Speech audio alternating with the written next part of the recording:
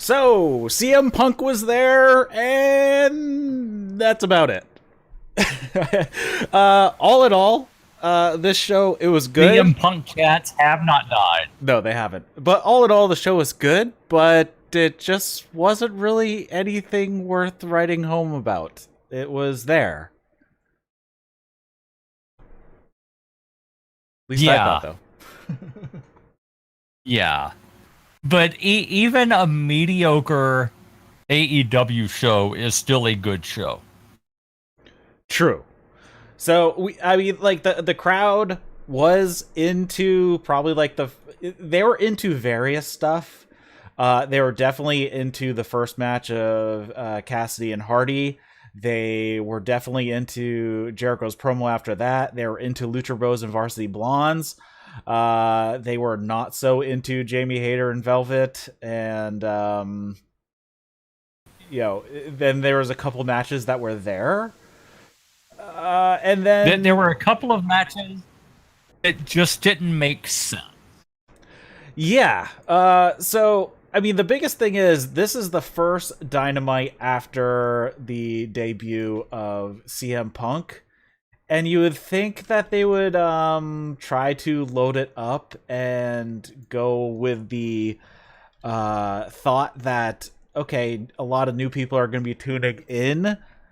So let's start off with a bang, do something big. But they kind of didn't, and the show was just there instead of being something big to draw people in. And while there was build to matches coming up at All Out, there's still just I don't know. They're just like, this was a treadmill show, it felt like. Yeah. Good input. Yeah.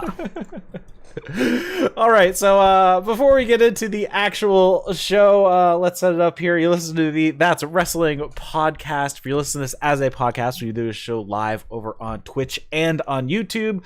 So if you go over to there, you can follow the links in the show notes, subscribe to those channels, and you won't miss when we go live and do our show.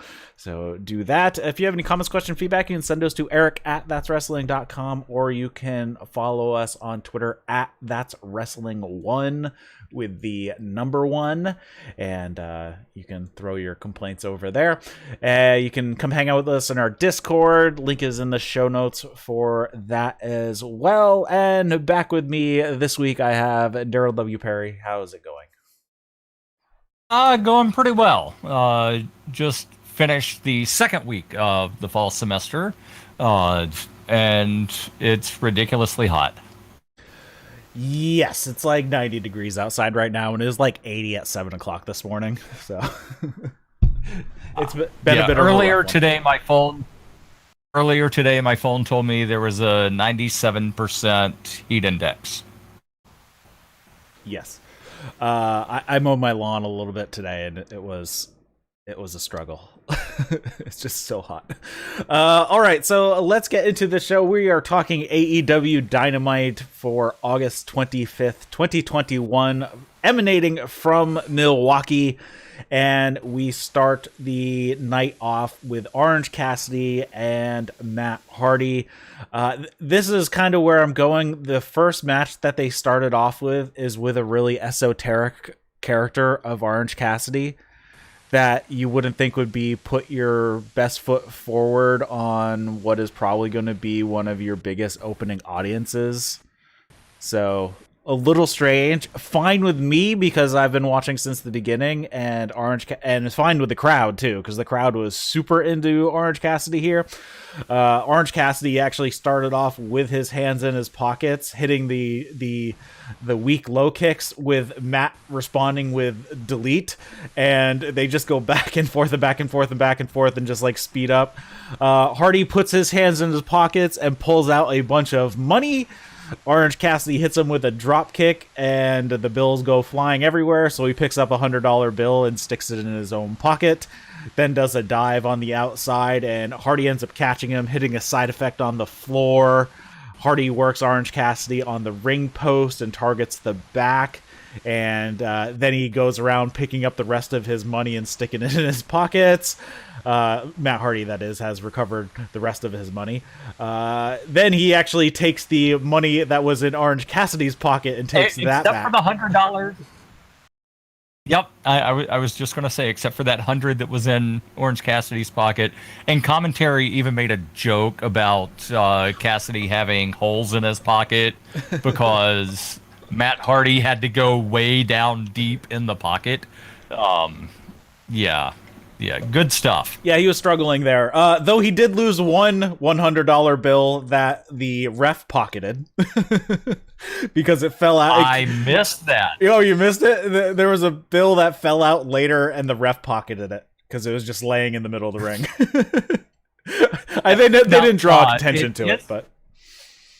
Yeah, it is interesting that while Matt Hardy was digging around in Orange Cassidy's pants, he did not find the brass knuckles from a few weeks ago. Yeah, true.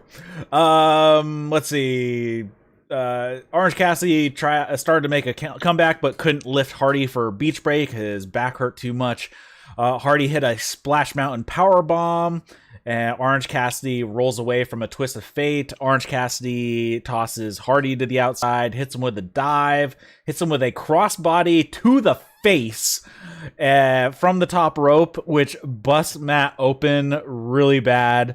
Hits a DDT for a 2 count. Hardy is bleeding everywhere. He has just had horrible luck in AEW with all the hard way blood and injuries so far coming over to AEW. Let's see. Yeah, and I heard earlier today that Matt Hardy's nose might be broken. Yeah, it did not look good. Yeah. So we have Hardy bleeding everywhere. Hardy gets pushed off the top rope. Orange Cassidy hits a hand-in-pocket senton. Orange Cassidy mocks the delete chant. He tries to go for a twist of fate of his own. Hardy pushes him away. Hardy hits a elbow drop to the back, but then Orange Cassidy hits a twist of fate for a 2 count. Blood is everywhere at this point. Hardy goes for the leech submission, but Orange Cassidy reverses it into a sit-down, hands-in-pocket clutch pin and gets the victory. Yeah, I don't think I've ever seen a pinfall like that. Like, I've seen, the sit down, hold the legs sort of thing, but I've never seen, like, let me shove my hands in my pocket to trap their legs. Yeah. The match was fine. The crowd was super into it, so we could at least say that. But, it was what it was, and it kind of went nowhere in the end. But didn't it kind of further the storyline where, like, the Hardy family office has not really been too keen on Orange Cassidy? So, it's just sort of furthering that storyline a little bit. Yeah, I mean, you think this is kind of the end of it? Because he's pretty much faced everybody in the Hardy family office, I guess, at this point. Except Butcher, but Butcher, I don't know when he's coming back. I think he's okay, because I saw him in the new video for his band just came out, and his hand isn't wrapped up or anything, and he was playing guitar in it, so I assume his hand is back to okay, so I don't know when the Butcher's coming back. Yeah, nor I. I'll take a look, see if I can figure anything out as far as, like, how long he's expected to be out, when he went out. Next up, we had Malachi Black just doing a quick pre-tape, and he says, "I agree with your dad. I think you're in over your head, Brock. I'm a fair man, so I'll give you a way out. We're going to go down to the ring, and the ref will ring the bell, and what you're going to do, you're going to roll out of the ring. You're going to take the loss, and then you're going to look me in the eyes and say, 'Sorry, Mr. Black.' And then you're going to take your dad and go back to the locker room, and you're going to think about the idiocracy that you were about to commit, And if any of this goes any different than I just told you, then your dad, you, Cody, Dustin, anyone associated with the Nightmare family will pay. Or I will take it out on you, your dad, Dustin, Cody, and anyone associated with the Nightmare family. Yeah. So good promo. And it made me a little excited to see what would happen in the match. I don't think I was expecting it to be the main event. No, that was definitely a big thing. I'm like, what are they even going to put the main event as?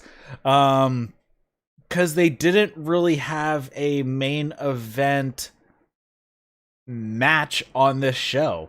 Like, if anything, they should have put Lucha Bros Varsity Blondes on last, maybe. Or even Orange Cassidy, Matt Hardy would have been better in the final spot. No, I would do the tag team eliminator semifinal. Yeah, that's what I would have put at the end of the night. So it is what it is. Looks like they're going to continue Malachi Black with the Nightmare family. Think it's going towards Dustin for All Out? One would think, but he wasn't seen on the show. No, I don't know. I think he's going to destroy Lee Johnson next week, and then maybe they'll bring Dustin out. Oh, yeah, maybe. All right, Jericho makes his way out to the ring. He says it's been one of the biggest weeks in AEW history, and everyone's been celebrating. Well, everybody but me. Last week, I had the chance to end the 5 labors of Jericho, but I lost. I lost to MJF for the 3rd time. Worse, I tapped out. And people are asking why it's bothering me so much. They say, you're Chris Jericho. And my response is, it's bothering me because I am Chris Jericho. And that I strive to be better, to stay on top. Even if I have to get hit with light tubes or take 15 power bombs. And people ask why I put myself through this. And I tell them this is who I am. This is what I do. This has been driving me crazy. And it keeps repeating in my head, beat MJF, beat MJF, beat MJF. But I haven't. Jericho says that he has a proposal for one more match at All Out versus MJF. And he throws out there, if he loses, he will never wrestle again in AEW. So MJF comes out. He's wearing a shirt that says MJF 3, Jerablo 0. And he says, man, Jericho, this is getting embarrassing. I heard you say my name from the back, and I just think, why do you leave me alone? Go away. But then I realized the reason you won't go away is that you need me. You need me to stay on top. You need the rub from the youngest, fastest rising star in the business. And then he says, to be able to say I tapped out Chris Jericho is cool. But to be able to say that I ended Chris Jericho is legendary. And he accepts the match. So they kind of ended up where we were thinking. Jericho would bait him into another match by putting his career on the line, basically. He did put the caveat of, if I lose, I won't wrestle in AEW again. And he didn't say I'll completely retire. Right, but then in the on-screen graphic for the match, it said he will never wrestle again. It didn't have the caveat of AEW. Yeah, so I was just thinking if, this is a way he could get around the Terry Funk 742 retirements to where it's effectively a loser leaves town match, except MJF doesn't have the stipulation on him. But it would be if Jericho loses, and I don't think he necessarily will, but if he does, he's already on commentary on Rampage, and as I've said many times, I don't like active competitors on commentary. But it would give a good reason for why he's on commentary instead of doing the wrestling stuff. Sure. Yeah, I can't see this going against Jericho at all out. I don't think he's done. Like, I haven't heard anything about Jericho having any serious nagging injuries. He still moves perfectly fine, and he is in relatively good condition. I'm not talking just as like a physical fitness condition. I'm more just talking overall. His body is held up pretty well. So I don't know if he would want to end it. And I mean, he's still got probably, I don't know, 5 months left on his contract, maybe 4, because he signed in January of 2019 for a 3-year deal. But it was reported on Wrestling Observer that there was actually an additional 1-year option in the contract if AEW wanted to keep him for an additional year. So I'm assuming that really his contract isn't up until the end of 2022. So I don't know if he'd want to wrap up his wrestling career now in this kind of... I mean, I think it would have been better if they set up the Labors of Jericho and the final one was at MJF at All Out with Jericho's career on the line, and it was set up in the first place so we knew that the 5 matches would be like, the retirement farewell matches, basically. Because that's kind of what it felt like, and I think it would have played better than throwing out this stip now, 10, 12 days ahead of, 11 days before All Out, before the show? Yeah, I do think that, even if he loses, and I don't necessarily think he will, because there's still money in this feud. They need to sort of have them separated for a little bit, and so far AEW has done a good job of reminding us that people can have problems with multiple wrestlers at the same time, which is something that not a lot of promotions do.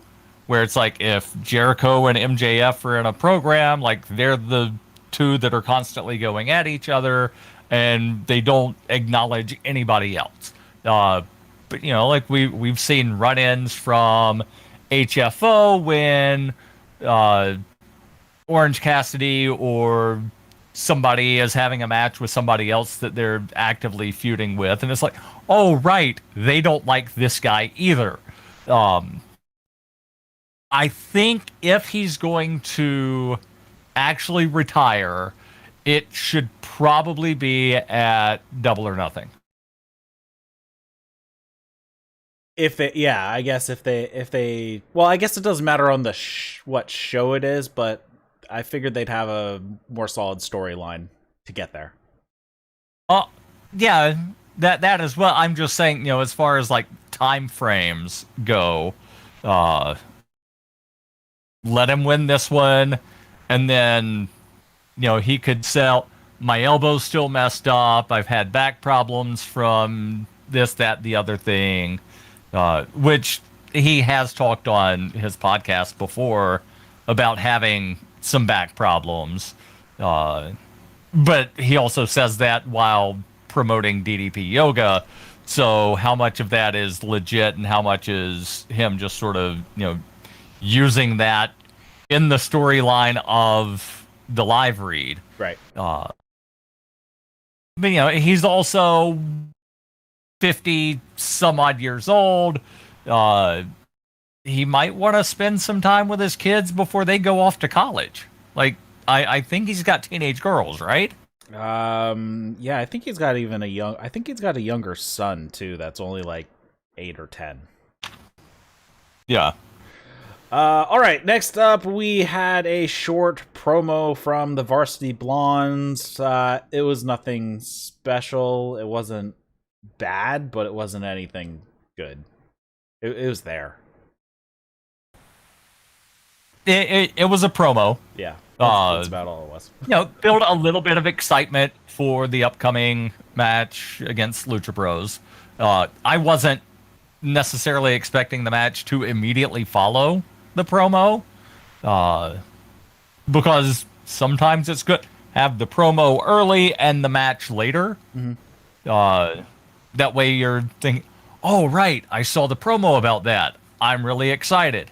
But yeah, good promo or decent promo. I did like, and I noticed that Julia's cheerleader gear this week was green and gold, so Packers colors. Then when they came out, we see that the tights for Pillman and Garrison also green and gold.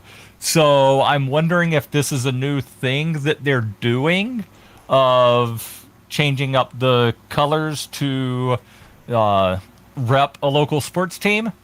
A little cheap pop. Yeah. Yeah, I'm guessing, probably. I don't know. We'll see as they keep moving around. So we had the match of Lucha Bros versus Varsity Blondes. Before the match starts, the Young Bucks make their way out to the top of the ramp to watch once again. Jurassic Express is at ringside. They're going to face the winners of this match. We had a pretty fun opening sequence with Griff and Phoenix. There was a lot of chain sequences and a lot of reversals and counters. Neither of them really got heads up on either. Then Pillman and Penta come in. They go back and forth with chops, and then they exchange super kicks, and then Brian Pillman hits his first ever flying head scissors in the middle of the ring, according to his Twitter today. I was thinking that's a move that I didn't recall seeing him ever do before. According to his Twitter today, it was his first ever. All right.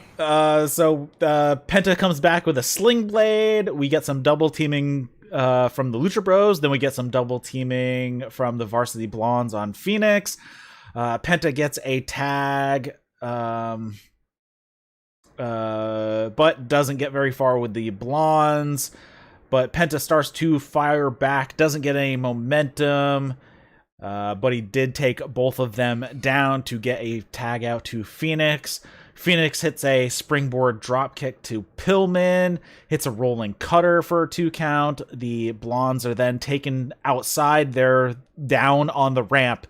Phoenix does this crazy dive, and basically Penta overhead throws him while he's flying over his head onto the Blondes that are they're still down. They're sitting up on the ramp. We get a massive springboard forearm from Griff. Penta has to break up the pin, but then we get 2 super kicks, and then a double thrust kick from the Lucha Bros, assisted package pile driver, and the Lucha Bros pick up the victory over Brian Pillman Jr. here, and they move on to face Jurassic Express at Rampage on Friday, which was already taped. I did not know that. But this match went the way I thought it would. I think the Varsity Blondes could have used the win here. I think it's a little too early to have them face the Bucks for the titles. But even just, this win and then lose in the finals, I think would have given them a better claim to getting a title match in a few weeks. I aside from that crazy dive spot, where I'm still processing how that happened. So Phoenix jumped out, Penta just sort of barely touches him. It's in basketball where you've got 0.2 seconds left and the guy inbounds and somebody just barely touches the ball so that it goes into the basket. But Penta barely touches, and then Phoenix does the flip. I it wasn't a full flip, but like the half flippy dude. So like that was crazy. But the rolling cutter that Phoenix does, it looks like he hovers in the air for just a split second before grabbing the guy and taking him down. I don't know how he does that, but it's crazy. Yeah. Just absolutely insane. Phoenix is nuts. Yeah.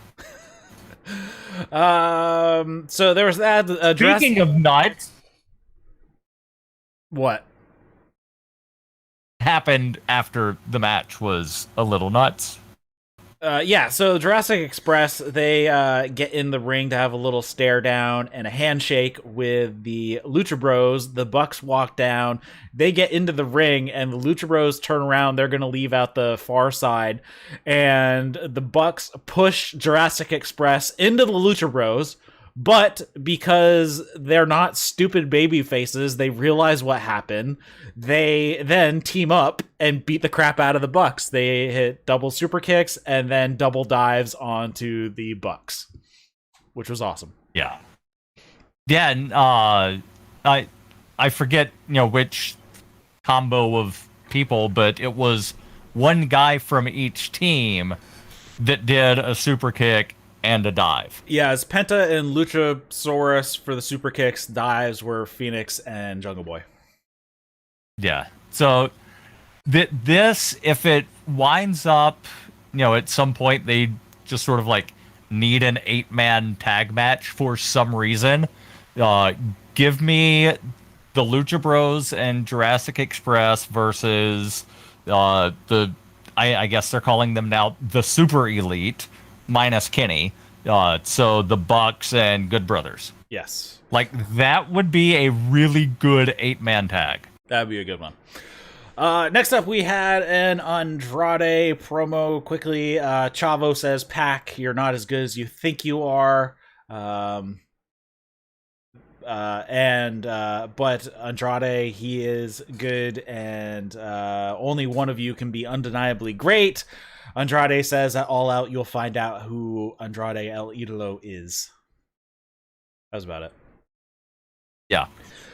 They run down the card so far for All Out, so it's starting to shape up here. We have Andrade versus Pac. We have CM Punk versus Darby Allin. We have Chris Jericho versus MJF with Jericho's career on the line. We have Omega versus Christian for the AEW Championship. And we have Britt Baker versus Chris Statlander for the Women's Championship. Plus Paul White, QT Marshall. Paul White, QT Marshall. I'm also, I believe they also, later on, I didn't write it down, but FTR, Santana Ortiz will also be at All Out, and I'm guessing... No. Is that on Dynamite? That's next. Yes. Oh. That's next week on Dynamite. Oh, okay. I missed that. And of course, they said the Young Bucks versus whoever wins the Eliminator finals. Right. Between now the Lucha Bros and Jurassic Express. And I'm assuming we're going towards Miro and Eddie Kingston for the TNT Championship as well. Probably. That's what I'm guessing. Especially given a promo that was later, and then there was one other match that was confirmed later on in the show. Plus, right after I typed in the Discord of, they're getting close to the show, they better start confirming some women for the Battle Royale. And then a little bit later, they popped up a graphic showing, what was it, like 8-9 women that will be in the Casino Battle Royale that is on the buy-in. Yes. I was hoping that would be on the main show. But still, being on the buy-in, maybe because it's free, more people will see it. I'm just kind of curious, like, is the Joker going to be a really big name, new signee, Or will it be somebody that's been out for a while? Could be either, but I'm pretty sure there's going to be some surprises on that. We'll talk about that when we get to the promo that kind of sets that part up. Yeah. Next up, we had Jamie Hayter versus Red Velvet. This was a clusterfuck. Yeah. Yeah. And I mean no disrespect to Red Velvet at all, because I can't do any of that. And she's improved a lot from when she started out and was, in her own words, enhancement talent on Dark. Yes. She's improved a lot, but she's still got a ways to go. She's still super green.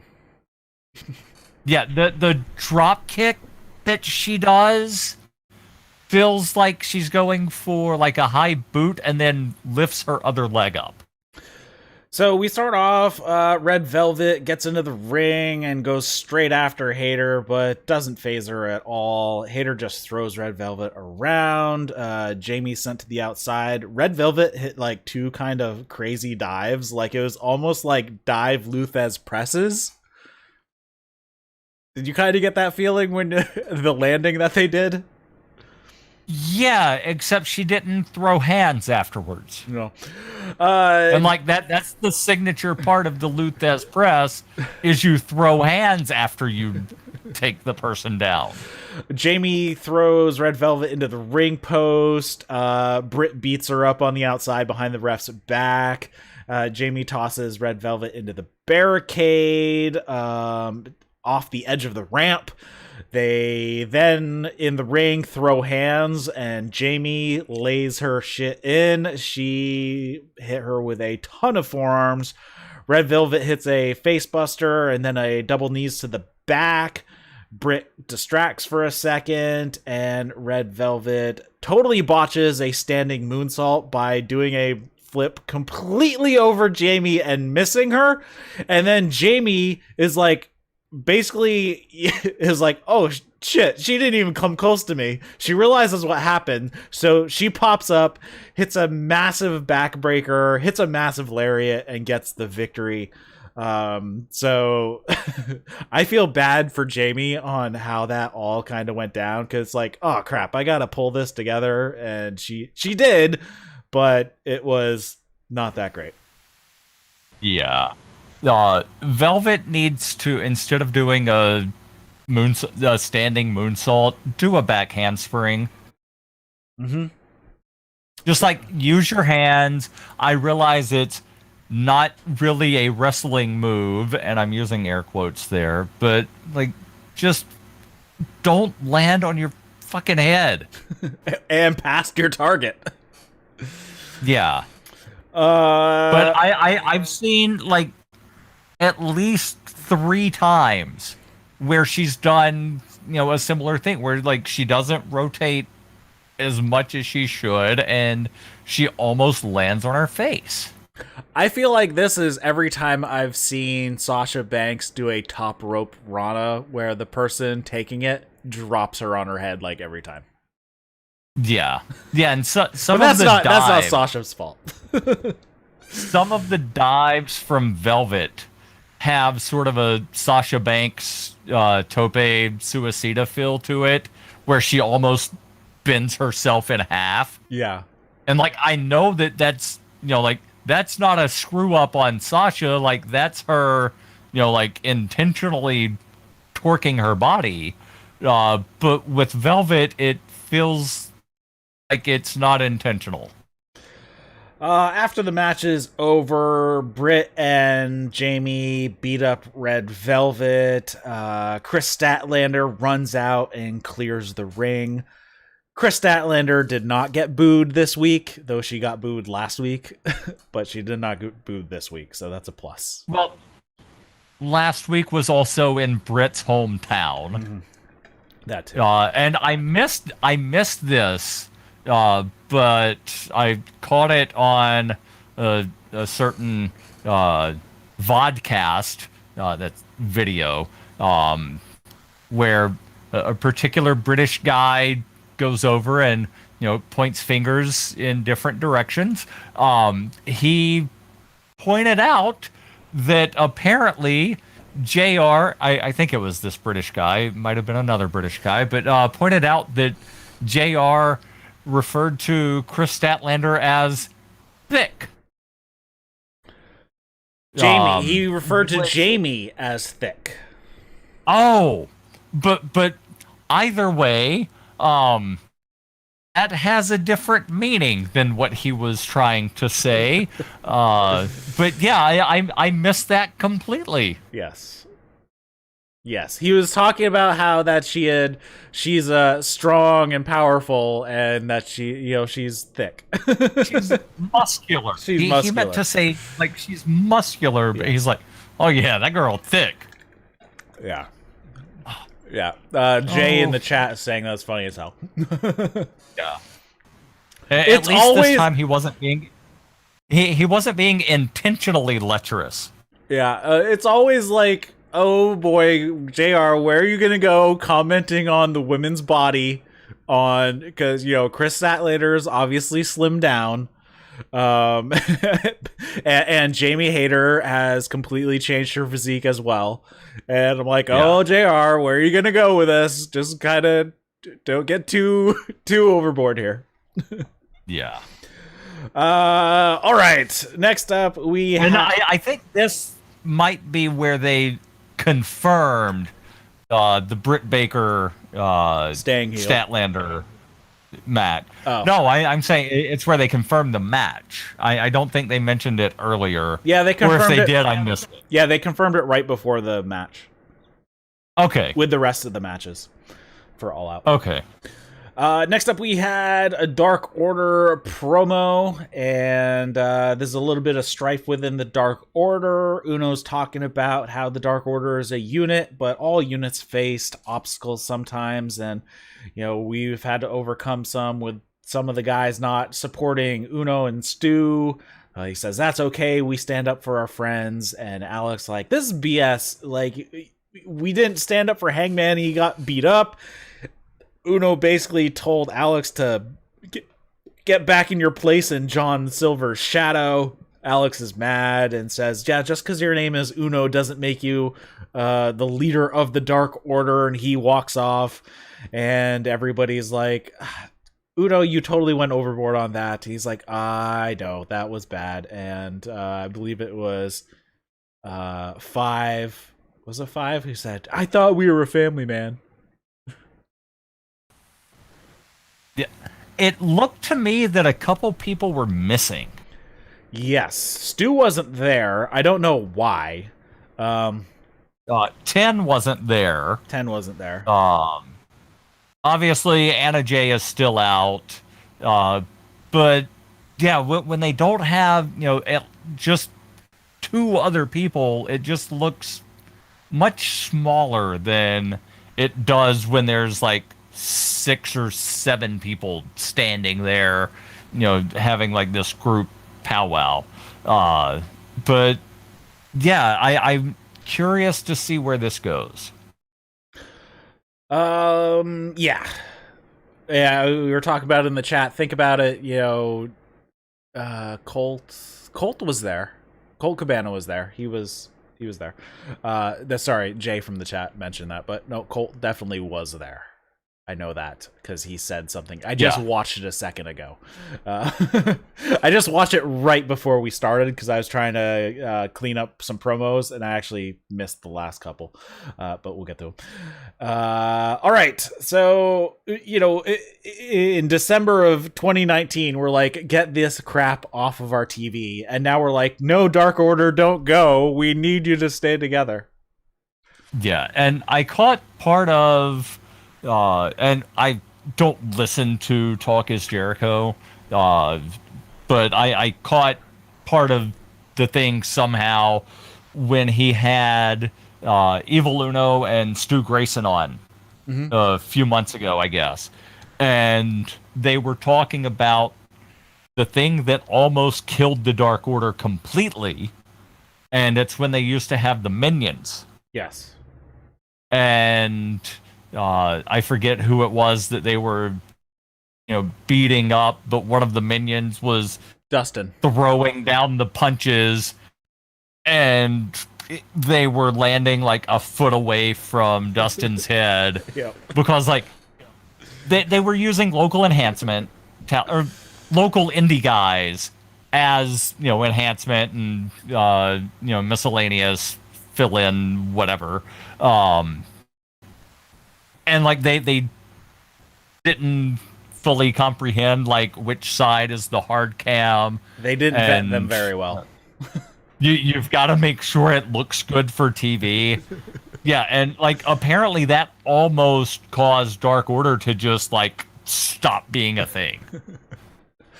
Next up, we had Tony Schiavone. He's in the ring, introduces CM Punk. CM Punk comes out. Tony asks CM Punk, well, you were out for a long time. These fans are glad to have you back, but what's the one thing that brought you back to AEW? They milk the chants for all they're worth. And then CM Punk eventually, once he gets around to it, says, someone over here said it. It's Penta. It's Ray Phoenix. It's Pillman Jr. It's Jungle Boy. But before all those names, there's one guy.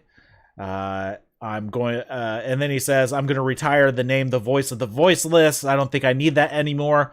Darby Allin, I've watched you. I see you. You're reckless. You're destructive to a point where it looks like you want to end yourself. I look at all the talent in AEW and I ask, can CM Punk still go? Is he still best in the world? If the answer is yes, then it's going to start with Darby Allin. He says Darby Allin would have been his favorite wrestler when he was 15 years old. He sees a lot of himself in Darby Allin, not fitting the mold of what a wrestler is. He says he's not the biggest or the strongest, but god damn it, he has heart. And he says, if I'm to answer those questions, can you still go? Can you still be the best in the world? And the crowd starts doing the yes chant. Yes. And CM Punk says, yes. Hey, that's someone else's shtick. You're going to have to be a little more patient for that one. Which, I am curious what Tony Khan thought in the back when that was said. Yeah. And so then he throws out the last line. He says, at All Out, it's less about proving the haters wrong and proving myself right. And then he also shouts out AJ. Yeah. So before Punk ever got into the ring, because, he got a good pop. It wasn't, the pop he got on Rampage, but, cameras panning the crowd. And I love the sign that said, I was there, had the date, I was there, and all I got was this ice cream bar. And it looked like they actually had their ice cream bar taped to the sign. There was another one that called the town Philwaukee, because CM Punk's birth name is Phil Brooks. When he asked, or when Tony asked him, why'd you come back? The only thing that I clearly heard shouted was ice cream bars. And then I thought that for half a second, I thought that there was an ice cream bars chant, but it turned into a CM Punk chant. So I don't know if I was just hearing things wrong or if somebody tried starting, somebody it could have near been a a microphone. Mix. Yeah, it could have been a mix. Started trying to do ice cream bars and then he just lost out. But yeah, good promo. AEW is really trying to give Darby a rub. Yeah. Putting Sting with him and then, having Darby call out CM Punk, though not directly, because, he couldn't directly say, CM Punk, I want to fight you, before CM Punk was officially there. But, he made some vague references that sounded like a challenge to a match. So yeah, like two super well-known guys having programs of sorts with Darby. Unless he winds up injuring himself or going elsewhere, Darby will be a world champion at some point in his career. Yes. As far as the ice cream bar goes, Chicago and Milwaukee are only an hour and a half apart, so I'm sure plenty of people were at Rampage. We're also at the Dynamite tonight as well. Yes. It's not far. All right, we move on. There is a Miro video, and he says, I admit to being wrong. When you have powerful arms like me, it's a tough thing to do. I called Fuego out for taking the easy way to AEW, but then God reminded me of the original sinner, Eddie. I will find you, I will drag you to the river and hold you under because I am the judgment, and God will back me because I am the redeemer, and my wife loves me because I am the champion. Now bring me the Mad King before I burn this place to the ground. I'm surprised that he didn't make a reference to his flexible wife or his double-jointed wife. But yeah, it sounds like since people aren't lining up for the TNT Open Challenge, he's just calling people out. And he's gonna go find them. Like it. Mm-hmm. And it's something that you don't see very often where a champion issues a challenge to somebody. Right. Yeah. You don't see that too often. So I like it. I honestly don't recall the last time I saw a champion issue a challenge. Miro found out last week at a Comic-Con that there's part of a drinking game that every time he makes mention of his wife, you have to take a drink. That is part of the AEW drinking game, I guess. Nice. Next up, we had one of those matches that you can't really tell why it happened, and then later on, I have since heard why it happened. So we have Darby Allin, Eddie Kingston, Jon Moxley versus Cezar, Bononi, JD Drake, and Ryan Nemeth. It was originally supposed to be those three versus 2.0 and Daniel Garcia. But which three? It was going to be Mox, Eddie.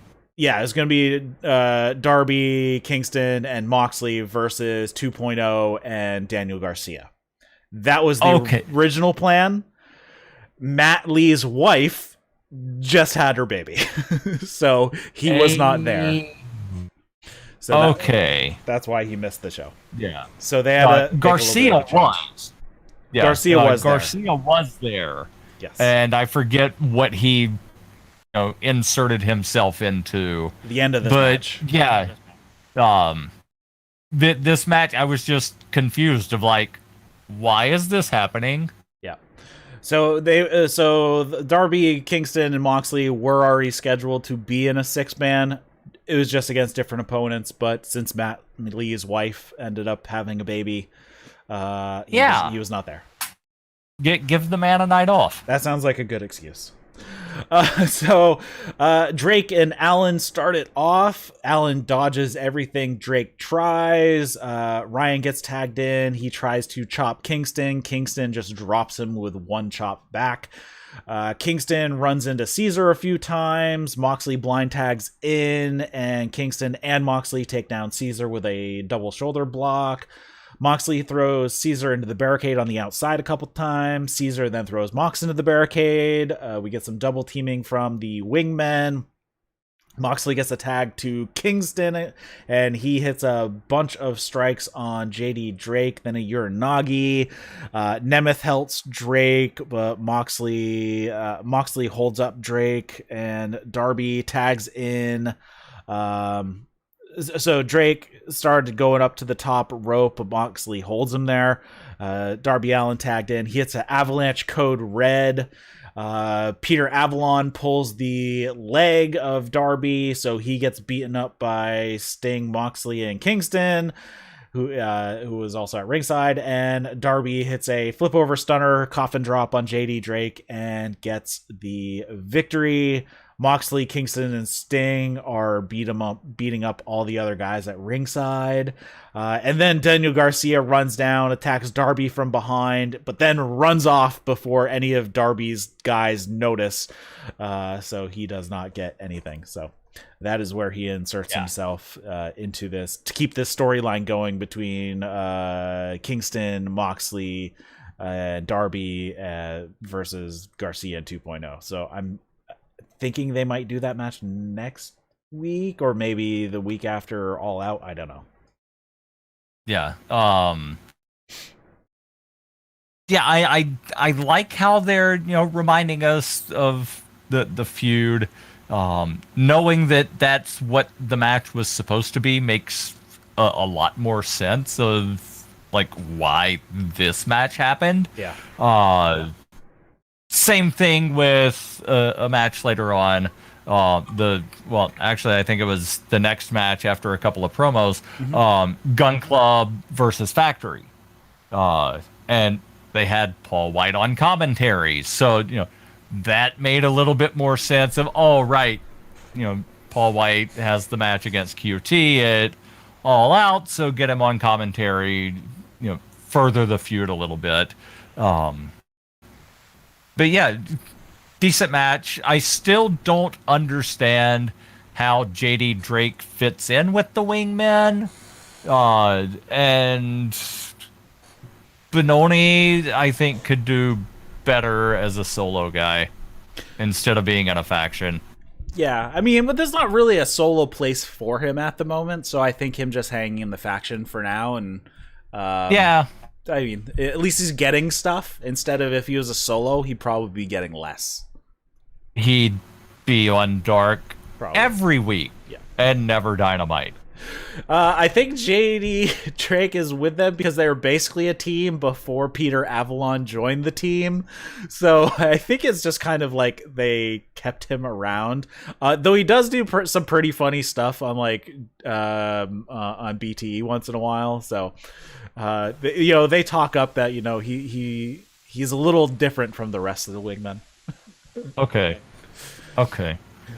Maybe he's the guy that needs the wingman. Probably. And, because he needs a wingman, he actually needs 3 wingmen.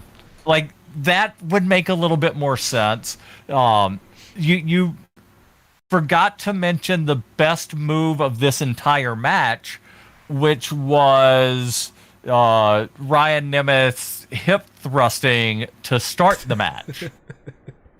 Yes. I neglected to write that part down. I remember it, but I did not write it down. Yeah. Next up, they show a graphic for the Women's Casino Battle Royale. So we have Julia Hart, Big Swole, Allie the Bunny, Thunder Rosa, Red Velvet, Ty Conti, Penelope Ford, Diamante, and Nyla Rose are currently announced for that. As we were discussing, where are we thinking that the surprises are going to be? I'm assuming we're getting Ruby Soho. I mean, that's pretty much a given at this point. I don't think there's any reason she would go anywhere else. She's probably the biggest person they could acquire off of the recent releases. Yeah. I have heard, rumor that, maybe she goes to Impact. And because of the Forbidden Door, she could still work in AEW now and then. But yeah, I think that AEW signing her would make all the sense in the world. AEW would pay her more and probably use her more than Impact. So yeah. So I'm assuming that's one.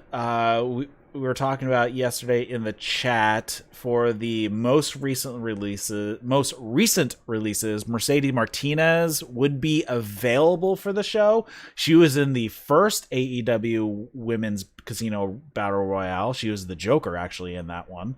So she might come back to do either just the one shot or, you know, she might come into AEW to do something. I mean, she's really good. So I don't know. They just basically, she was cut from WWE because she's 40. Yeah, and then when is AJ not AJ, Anna J? Her initials are AJ. I'm seeing here that she would be out 6 to 12 months. And that was Marchish, I think, from February. So yeah, she's. I don't think she's at like 7 now. Well, because of COVID and whatnot, she didn't actually get the surgery until like March. Like she had to wait like 4 weeks before they could do the repair. Okay. So yeah, she's so maybe at 6 she's months. Still at. Yeah, she's at the early end of that. If she's got the Super Cena gene, then she'll be back. Otherwise, I don't think so. And then the other big name, and I just referenced AJ Lee. If she ever comes, I mean, she hasn't wrestled in like 6 years. I don't know if she would want to. Yeah, and neither had CM Punk. Yeah, but I mean, yeah. I don't know. I don't know if AJ wants to wrestle anymore, but we'll see. And, you know, Punk did reference a Wii during his original promo on Rampage. Is the other part of the Wii Daniel Bryan? Is it AJ? Could it be both of them? But, you know, I realize saying AJ Lee is a huge long shot. But yeah, I just hope that it's not Vicky. All right. Then we have Ty Conti. She's backstage. Alex Marvez is about to interview her, but she doesn't even get anything out before Allie busts in, or the bunny, whichever you want to call her. And she busts in and says, "Why are you hanging out with the losers in the Dark Order? Why don't you join the Hardy family office?" And Ty grabs the little contract that Allie had brought her. She tears it up and says no. So Allie slaps her. So Ty fights back, and they get pulled apart. And they hit each other hard. So good for her. Yeah. Just thinking of other people that I don't recall seeing in the last couple of months in the women's division. Serena Deeb. Did she re-injure her leg? I don't remember. I'm not sure if she accidentally... I think I heard something that she may have, but I don't remember. And there wasn't anything on her wiki entry that mentioned whether or not she had a recent re-injury. Pro Wrestling News Hub from August 1st. Serena Deeb confirmed she has been dealing with one knee injury or another for quite some time. So maybe that's why she's not been there. Yeah. So, I mean, other people that are probably going to be in it is probably going to have Emi Sakura, Hikaru Shida, Riho, probably Jamie Hayter, and Yuka Sakazaki, I'm guessing. Oh, and did you mention Hikaru Shida? Yes. Okay. Emi Sakura and Hikaru Shida were the first ones I said. Okay. And possibly Abaddon. Maybe. We'll see. Yeah. Yeah. She's still around. Yep. Next up, we had the Elite were in the ring. Well, Dawn and Kenny, I think. Who else was in there? Was it just Dawn and Kenny and the Good Brothers? No, I think it was homie with the face shield. Brandon Cutler. And the camera. Yeah. Brandon Cutler. Cutler. And I think Nakazawa was in there holding the belt. Yeah, I think you're right. I think it was Dawn, Kenny, Nakazawa, Brandon Cutler. They were out in the ring. Dawn says that they're going to take down Christian Cage once and for all. Christian comes out. Christian says that I'm sure... Didn't Tony start out in the ring? Yeah, he gets tossed out of the ring by Dawn, which is a running joke that happens every time. Yeah. Christian comes out, says, I'm sure the fines folks here are a few in, but not enough to believe the BS coming out of your mouth. They then play a little video about Christian not getting rebooked many years ago up in Canada when he first started. And Kenny was 10 years old. The Christian says that, Dawn, you're still a carny piece of shit. The crowd chants piece of shit. And then they mention that, about Kenny, this guy was taking advantage of you. You were 10 years old, but now adult Kenny is still letting it happen. Dawn gets all pissed off, so he starts taking his jacket off. He starts undoing the cuffs on his shirt. And Dawn says, Kenny then says, what, you think you know me? You think you know me? Huh? And Dawn gets all mad and starts unbuttoning his shirt. And he says, when you're with Kenny Omega, you'll be what you've always been your whole career, second best. And then they have a brawl. They beat down Christian. Cezarian runs out to make the save. That was about it. Yeah. They did sort of make reference that Kenny and Dawn might be related. I seem to recall seeing somewhere that Dawn might be Kenny's uncle, but I'm not clear on the specifics there. Do you happen to know? I don't think he's a blood or marriage relative. I think he's more of the, you might have a best friend that your kids might call Uncle So-and-so. Yeah. I think that's what he is. But, I mean, he's known Kenny since he was a kid, so that part is true. Yeah. Because, Winnipeg's a small town, I guess. But, we were also told many years ago that Edge and Christian were brothers, which was a lot more believable than Bubba Ray and Devon are brothers. And the rest of the Dudleys. Like all 50 of them. Spike, Big Dick, Sign Guy Dudley, Dudley, not to be confused with the former congressman from New Hampshire named Dudley. Speaking of actual, I didn't know, but I saw on Twitter that the two guys in 2.0 have known each other since the third grade. So they're another team that have known each other since they were kids.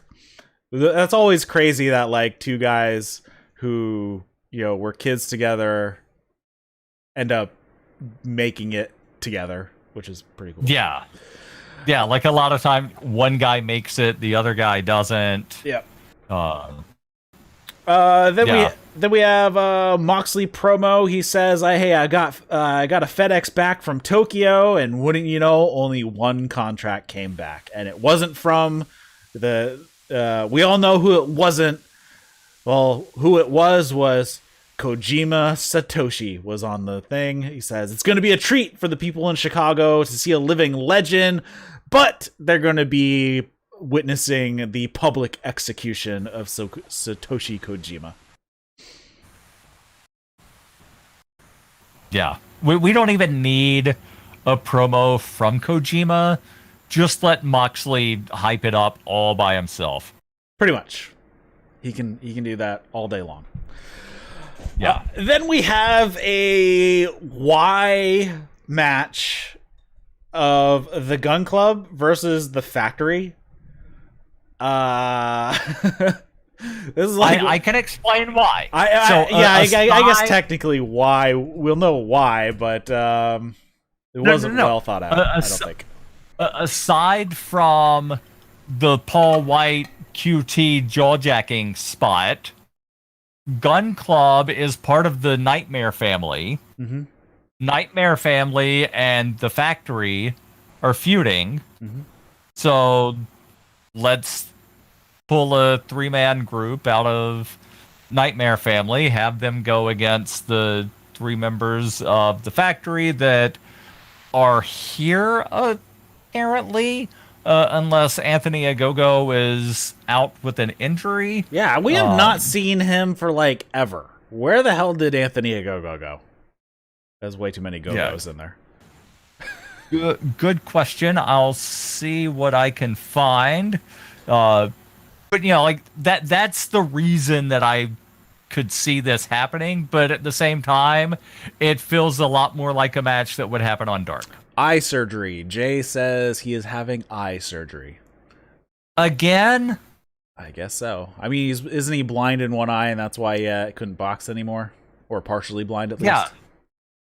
Yeah. He's legally blind in the left eye. All right. That doesn't necessarily mean that he can't see anything. He just can't, make out what he's seeing. But yeah, he had a bunch of surgeries back in, I think it was 2017, trying to repair the eye.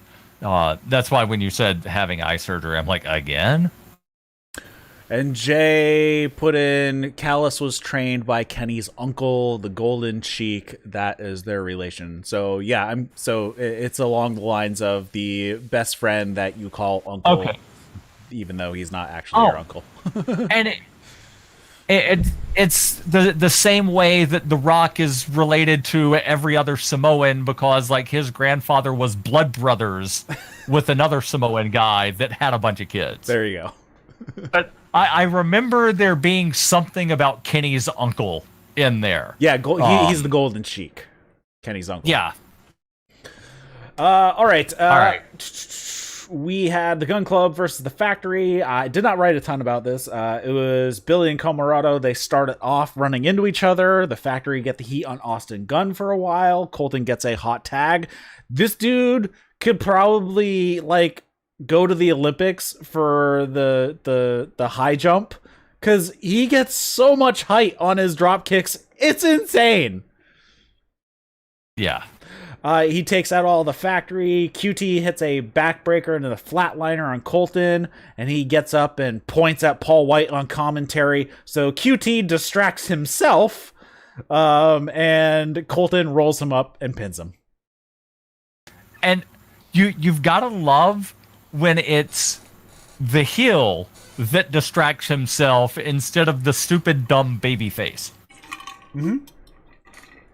Yeah, QT was just being full of himself and not taking Colton seriously, so he stands up, he's pointing at Paul White, so Paul White's like, okay, fine, you're gonna distract yourself, I'll just keep your eyes over here, and he does, and Colton rolls him up. Yeah. And then, of course, the facial expression on QT after the 3 count was priceless, where he's like, how the fuck did that just happen? That wasn't supposed to happen. Then we have Dan Lambert video. He looks like he is managing the Men of the Year now, and Dan Lambert is the best promo in wrestling. It's insane how good of a promo he is. And really, he just runs down millennials and wussies and all this fun stuff, and, real men, blah, blah, blah.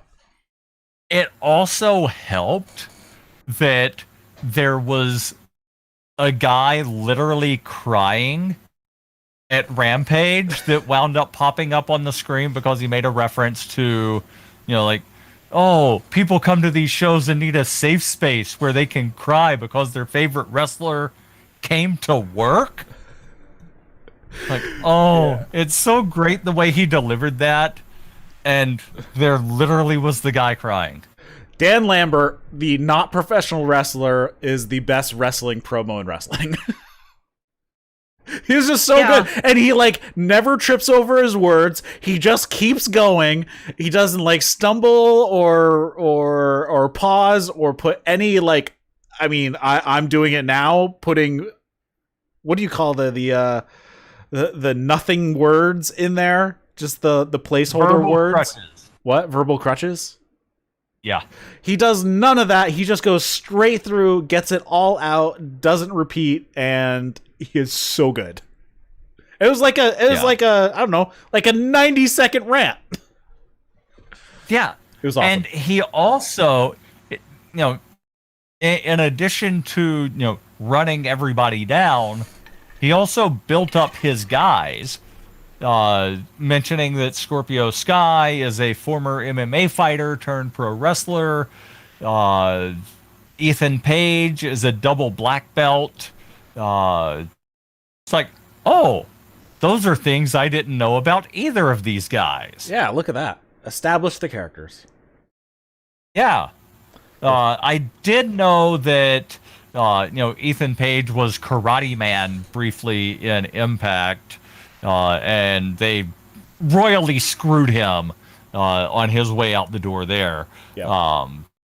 So, I knew it. He at least knew some martial arts, but I didn't know he was double black belt. They tell us all the time that Ty Conti is like a blue belt in is it Brazilian Jiu-Jitsu? Mm-hmm. And then, they tell us the accolades of other people, but then sometimes it's like, here's some people that, like, you should tell us some stuff about other than they've been wrestling for 13 years. Yeah. All over the world.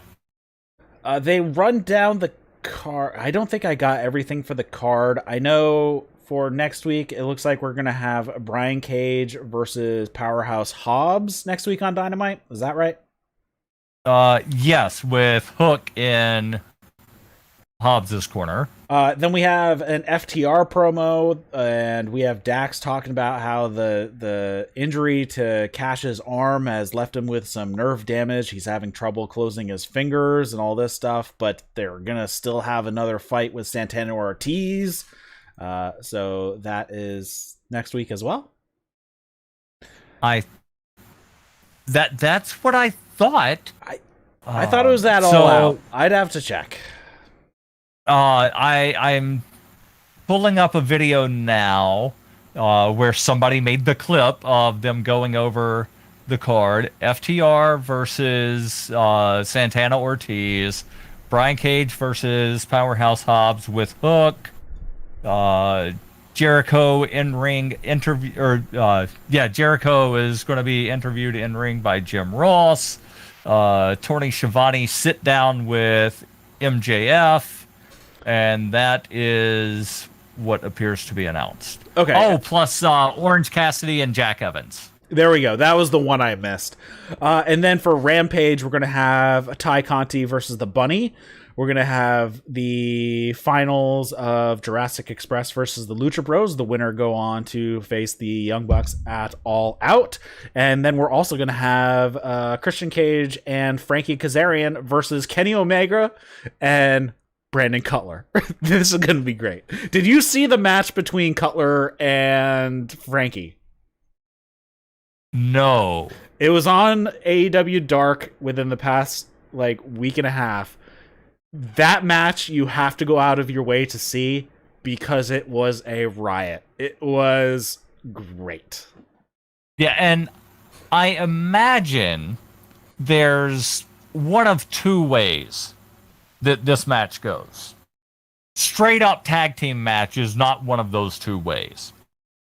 Either Kenny does to Cutler what he did to Nakazawa when I forget who they were to have a tag team match against, where he just left Nakazawa to get murdered in the middle of the ring.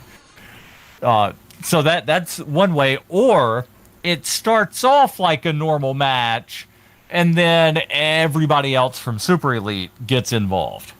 I know who won that match. I don't know who won the other two matches.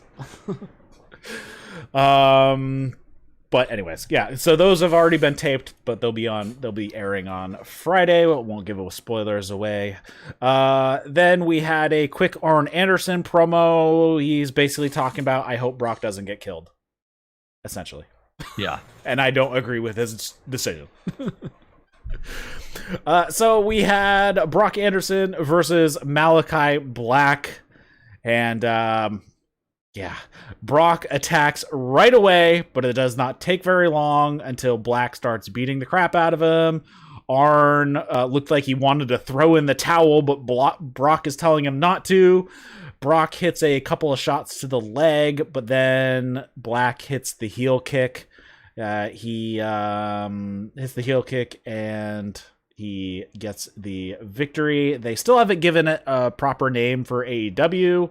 They probably need to give. Wasn't it the Black Mass in WWE, that other place? Yeah. So they need to give it a name. Maybe he could just call it the Blackout. That's Lance Archer's finisher. Oh, I knew it was a good idea for a finishing move name. It looks very similar to Luchasaurus's tail whip. Yep. But yeah, so like they can't call it the tail whip. But you know, if they could fit Black in there somehow, the game ender or the match ender, but that would require him to change his name. You could do Blackened. Yeah, because that gives you the Tommy End and the Black. So you get Black and End in it. So you get Black End. Yeah. Black End. Anyways, after the match is over, Malachi Black grabs a chair from underneath the ring. He gets into the ring, and Arn Anderson squares off with him and tells Malachi Black, let's fight it out without the chair. So Black throws the chair out. He goes for the spinning heel kick, but Arn blocks it. So Black just looks at him. Why has nobody else done that? Well, because why has nobody else lifted an arm? Because they're beaten up and they don't see it coming. That's usually the thing. So Arn blocks it. So Black is just looking at him. And he's like, whatever, and kicks him in the balls. And that gets a boo. And Black gives him the heel kick and then goes and sits up on the top turnbuckle, just sitting in the corner. And then Lee Johnson's music hits and he runs down. Black bails. That's about it. So we'll see how this goes. I'm guessing it's going to be Black and Lee Johnson next week Dynamite or Rampage, I'm guessing. And then that would probably set up Dustin versus Malachi at All Out. That's what I would think. I'm still not sure what the filming schedule is for the Go Big show. Yeah, I don't either. So I don't know when Cody's coming back. Yeah, that's what I'm trying to figure out. I know that they started the filming at the beginning of August. August 3rd is what I'm seeing. But I also see something from NBC Channel 41 saying the Go Big show needs audience members. Oh, wait. Let me click on this and see if it says what dates. Looks like the 28th is their last day of filming. Okay. So I guess technically Cody could be available to pop up next week on Dynamite or at Rampage to set up the match at All Out. So that's and I was speculating, maybe Cody shows up at the end of the match. That would have worked, except they were taping Go Big Show Wednesday. Yep. So that was the show there. So, it was a show that was there. It had a lot more promo segments than normal. And then matches that were just there, and I was expecting a bigger angle if it was going to be Brock and Malachi Black at the end, bigger than Lee Johnson coming out at the end. That was kind of a disappointment. I'm wondering if they had Lee Johnson come out only because they had like 30 more seconds, that like we've got to do something. Like, we can't just have the camera on, Malachi Black for 30 seconds for no reason. I'm pretty sure this was the plan. Who's here? Oh, Lee, run out. I'm pretty sure this was the plan. Okay. But yeah, it just seemed to me like they were stretching for time, of like, we've got to do something. I did like during the match, there was, the brief little bit showing Arn holding a towel, like he was gonna, like throw it in, save his son, and I forget what happened, why he just threw it on the ground in disgust. Brock was yelling, "Don't throw it in." Okay.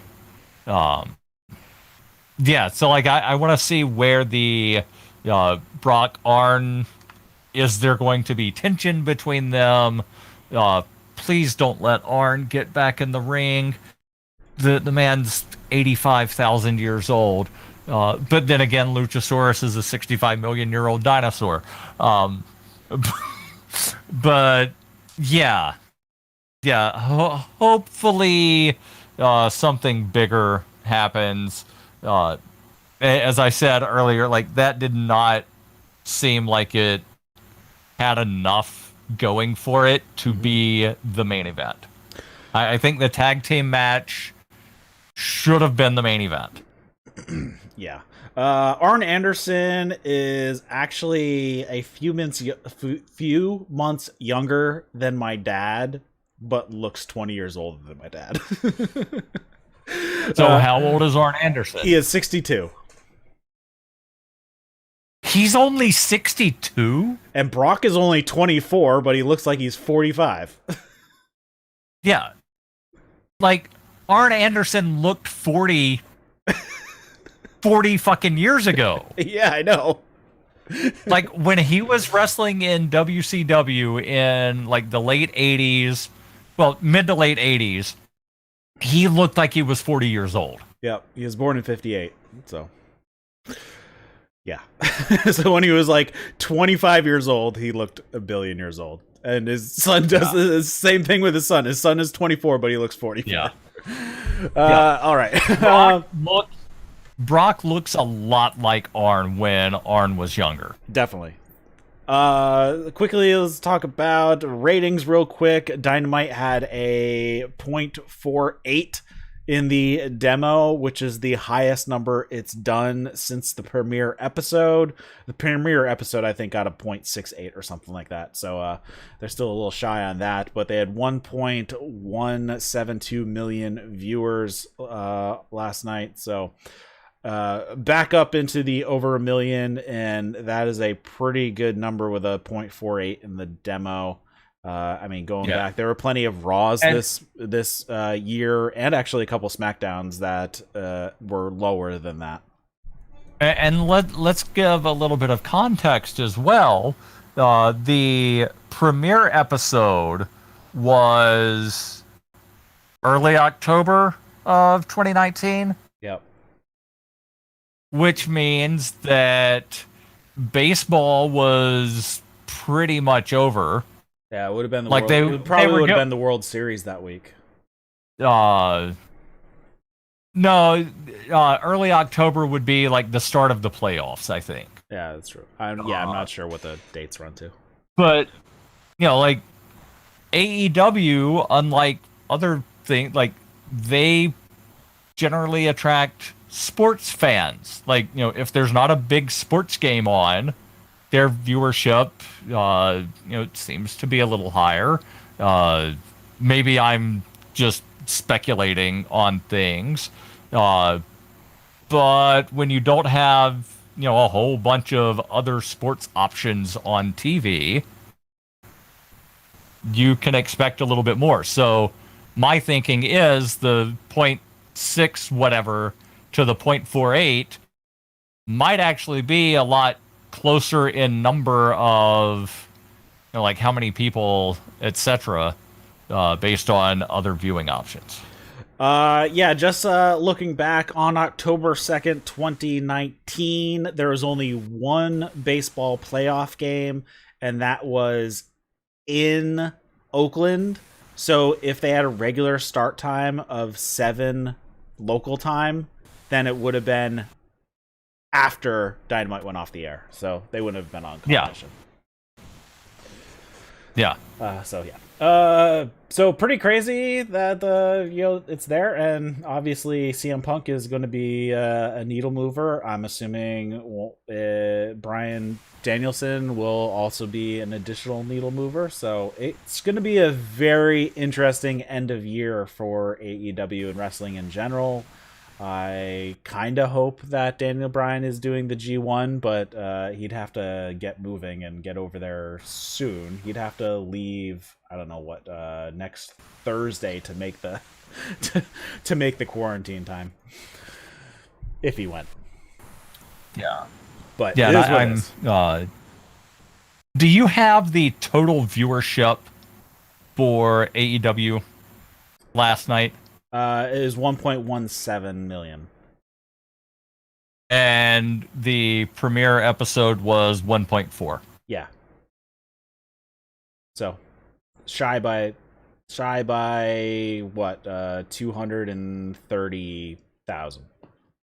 Yeah, which goes, I think anyway, to my speculation of they bring in more sports fans. Mm-hmm.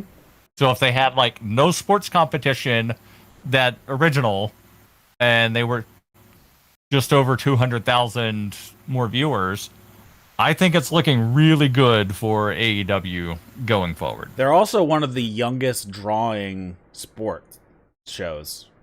So sports usually draw a higher aged audience than AEW does, and WWE, of course, draws a much higher aged audience. So AEW actually draws a younger audience than pretty much sports do. So I guess that's a plus. Nice. You got to get them early. Yeah.